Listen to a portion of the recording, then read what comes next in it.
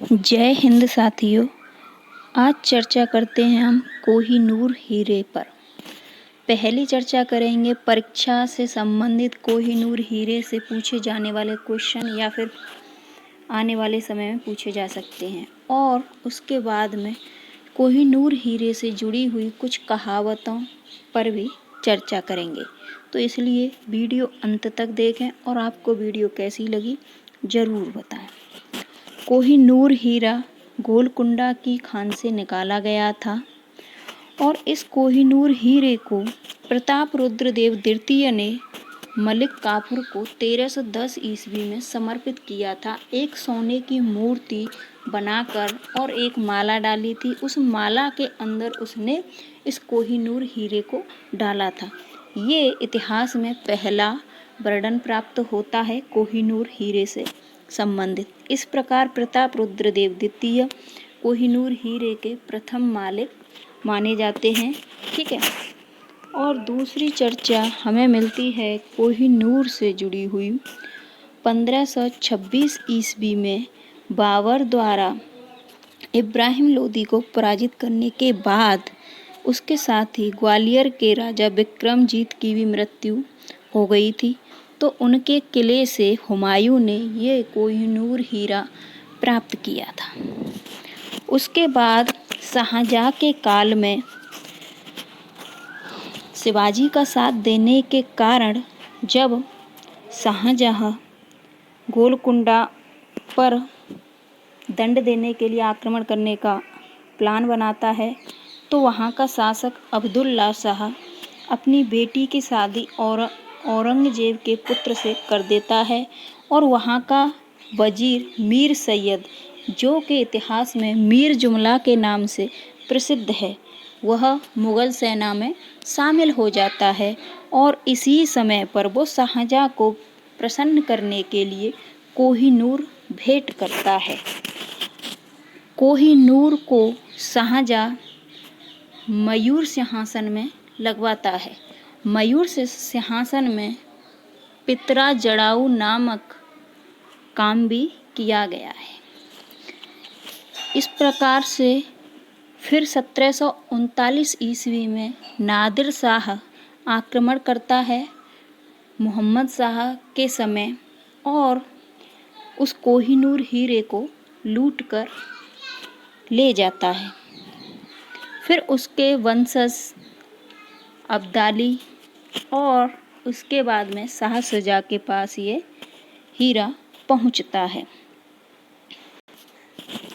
शाह शुजा अंग्रेजों और राजा रणजीत सिंह के साथ एक त्रिदलीय संधि करते हैं 1838 ईस्वी में अपना शासन फिर से प्राप्त करने के लिए, और दोस्त अली को या मोहम्मद दोस्त अली को सिंहासन से हटाकर खुद सिंहासन पाना चाहते हैं। तो जब अंग्रेज और राजा रणजीत सिंह उसे सिंहासन तक पहुंचाने में सफल होते हैं, तो वह शाह शुजा उस कोहिनूर हीरे को महाराजा रणजीत सिंह को सौंप देते हैं। और महाराजा रणजीत सिंह की 1839 ईस्वी में मृत्यु के बाद उनके उत्तराधिकारियों के पास यह हीरा रहता है। और 1849 ईस्वी में द्वितीय आंग्ल सिख युद्ध के द्वारा पंजाब को डलहौजी विलय कर लेता है और लाहौर की संधि के तहत 1849 ईस्वी में कोहिनूर हीरे को ब्रिटेन पहुंचा देता है। महारानी विक्टोरिया के समक्ष 1850 ईस्वी में बकिंघम पैलेस में कोहिनूर हीरे को पेश किया जाता है और तभी से यह कोहिनूर हीरा ब्रिटेन के पास ही है। बताया जाता है कि जब ये कोहिनूर हीरा गोलकुंडा की खान से निकाला गया था तो इसमें 787 कैरेट वेट था। वर्तमान समय में इसकी कई बार कटाई छटाई के बाद अब इसका वजन 105.6 कैरेट है। तो ये तो हुई एग्ज़ाम से संबंधित जानकारी। अब चर्चा करते हैं किंवदंती या कहावतों के ऊपर। कहते हैं कि ये कोहिनूर हीरा पुरुष शासकों के लिए शापित है, जिसके पास भी गया उसकी मृत्यु हो गई या बहुत दर्द दुख उसको मिला, जबकि महिला के लिए यह शुभकारी रहा है। और अगर फिर भी महारानी विक्टोरिया जी को कोई दिक्कत है इस हीरे से, तो हम भारतीय अपने इस हीरे को वापस लेने के लिए तैयार हैं। ये शापित है या अच्छा है या बुरा है, जैसा भी है हमारा हीरा है और हम इंडियंस कोहिनूर लेने के लिए तैयार हैं। आप महारानी जी एक बार कह दीजिए बस।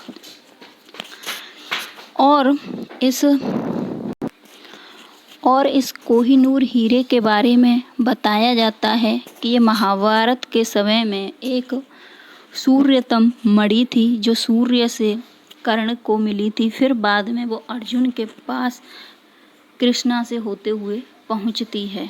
ये वही मणि आगे चलकर कोहिनूर हीरे का नाम लेती है। वैसे इतिहास में इस हीरे का नाम अलग अलग जगह पर अलग अलग लिया गया है। जब कोहिनूर को नादिर शाह जब लूट कर ले गया, तो उसके मुंह से इसकी चमक को देखकर अकस्मात निकला कोहनूर। कोहनूर एक फारसी शब्द है जिसका अर्थ होता है प्रकाश का पर्वत, और तभी से इसका नाम कोहिनूर प्रचलित हो गया। संभवतः माना जाता है कि यह कोहिनूर एक ही था, परंतु हो सकता है ये अलग अलग हीरा भी हो। स्क्रीन पर कोहिनूर हीरा आपको दिखाया गया है, देख सकते हैं। और ये हैं आपकी महारानी विक्टोरिया। नागवंश के लोग कहते हैं कि नागमणि ही कोहिनूर हीरा है। तो जय हिंद साथियों, वीडियो यहीं पर ख़त्म होती है।